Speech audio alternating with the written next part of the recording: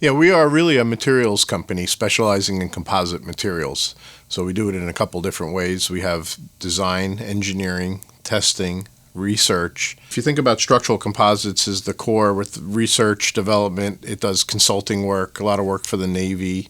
We do theme park rides. So if you've ever ridden on Spider-Man or Transformers, those would be our carbon fiber motion platforms that we actually designed and built for the theme park. So we have these different capabilities in different areas of research, testing, manufacturing, and manufacturing research.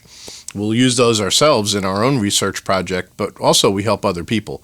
So when I came to Florida Tech, I was in an oceanography program. During the end of my program, I ran into Dr. Ron Reichard, who's my partner now. He was a brand new professor in oceanography, ocean engineering. So once I graduated, Ron was working in these new materials. And what was happening in boats back in this is like 86, 85 timeframe, 84. And these materials were coming out of the aerospace industry and they were trickling into the boating industry. The college let us start structural composites within the campus. And we started going after small business set-aside work. And that really gave the start of the company. If you look at what we did, we incubated ourselves at Florida Tech, and then we got big enough to have our own space, finally. And then we incubated Composites off of structural composites. They actually lived in the building with us until it got big enough to get its space. Well, now Composites is 60 people, which commercialized a product called Prisma Preforms, which I invented back in the mid-90s. And what this does is take fiber reinforcing fabrics and we cast them into shape with expanding foam. So it's kind of like Lego for boat building. So where stringers and framing on your old boats used to be wood, they would rot out. Now these are completely wood-free, take about 70% of the weight out of that.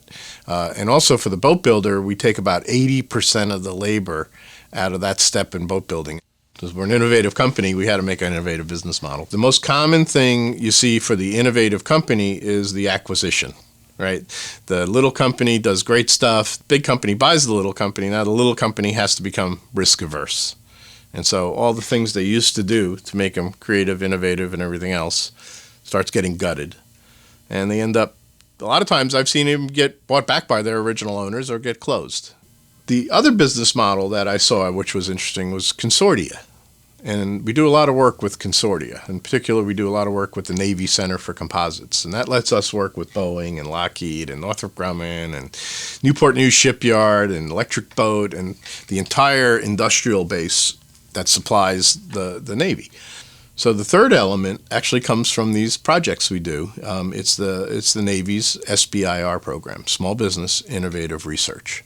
And one of the really neat things about SBIRs is the government, you can criticize them, but man, they made a gem when they made the SBIR program. Congressionally mandated funds that lets all the government agencies do stretch technology.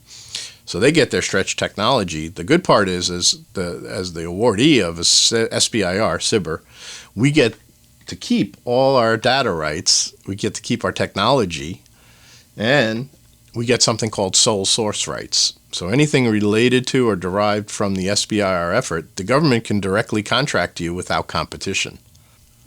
So our business model is kind of unique. So we have this kind of technology sharing element at the high level. We then have our own businesses within the companies that still have to run and has to make money. We have lab businesses and product businesses. And it all comes together into a kind of a different kind of business model. So it lets us do what we're good at, is innovate, invent, and it lets our partners scale up. Because if we try to scale up, that's all we're going to do. We can only do half of one of these. We're only a few people. By doing this, we can leverage ourselves, do the part we're really good at, and more importantly, now we can give really good support to our partners because we're sitting here as their technical resource. So as they scale up, believe me, they got challenges. And we're off-site, and we can do stuff very, very quickly for our partners, and we can help them become successful. The worst was 2009. If you can imagine, we had 100 people just doing Prisma preforms. That downturn, when it came, it was pretty sudden. In 08 and 09, we lost 80% of our sales.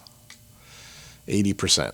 In January of 09, we had 5% of our sales. We were off by 95%. One of the things that really helped us a lot was the diversified business. So not being solely focused in one thing. We're really heavy in boats, and it hurt Comsys. But fortunately, over here at Structural Composites, we had a Navy contract. We had a theme park. That's when Transformers was getting built. We had a theme park ride. So it didn't, it slowed the bleeding, and it made it somewhat possible. So what happened after '09, working with the Navy, came into some really nice technology on our Navy program that really is going to redefine materials. We came up with a new invention that lets you adjust the material properties right at the gunhead, so you can make things stretchy or rigid, and you can change it. And it's a new opportunity for composites that just opens things up. And the first thing you're going to see is on your boats is new coatings. So we've got new marine coatings that are going to replace brittle gel coats. The gel coats all crack, you know that, right? Boats are designed around gel coat today. So we're doing boats that are a little bit more than 30-40% lighter, because now we have a coating that doesn't break until the laminate breaks. So this invention attracted the interest of Wabash National, which builds semi-trailers. They assessed our technology and said, well, this between Prisma and this technology we call CoCure, where we blend polyurethanes with polyesters, you've cracked the cost code for composites. You can make composites cost effective with the materials we use today for semi-trailers. So over the last 4 or 5 years, we've been working with them at migrating this Navy technology and boat technology into semi-trailers, and it worked wonderfully. It took. And if you think about it, we almost became extinct in that downturn. CoCure would have not happened. All this technology that's going to have some pretty good impact. This similar technology that we're using for Wabash, we're also deep into highway construction. We've got a bridge deck now that's been certified and tested by the Missouri DOT for highway use, new construction. So composites are going to come into a lot of new markets. And the way we see it is these low-cost composites, the technologies like the marine industry, are going to be a better pull-in than to try to take the very, very expensive aerospace technology and dumb it down to these applications. Most of our staff has had some touch of Florida Tech. So at any given time, we've got between 8 and 10, maybe 15 interns from the college working. This is a great resource because they get some experience. We get young people who are eager and excited. The ones that are really good stay, become employees, and stay with the company.